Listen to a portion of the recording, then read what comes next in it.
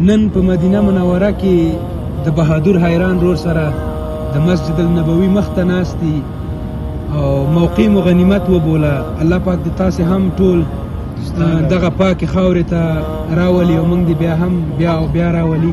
نو موقع مو غنیمت وبوله او د بهادر رور نه به مې یوه پوښتنه وکړو چې بهادر وروره ته ځوانانو ته څه پیغام لري؟ مننه هارون ورور، الله دې تا بیا راولي. سره ټولو مسلمانانو په لیدو دې زیات خوشحاله یم.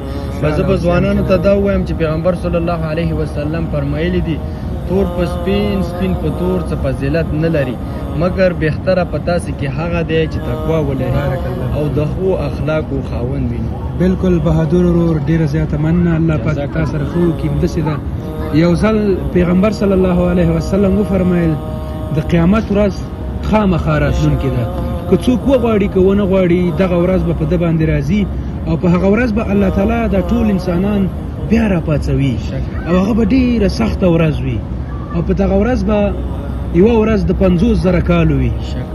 خو هغه کسان چې په دنیا کې د ښه اخلاقو خاوندان تیر شوي وي، هغه کسان چې تقوادار تیر شوي وي، هغو ته به دغه ورځ نه 50,000 کالو په شان اوږده وي او نه به هغوی نه به یې زړونه لرزیږي او نه به په هغوی کومه پریشاني وي.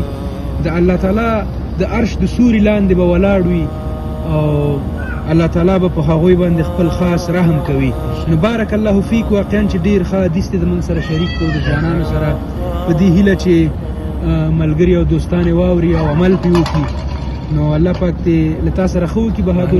زه هم ډېر زیات خوشحاله شوم چې ومې لیدې. الله پاک دې هر کله راوله. خیر. السلام علیکم.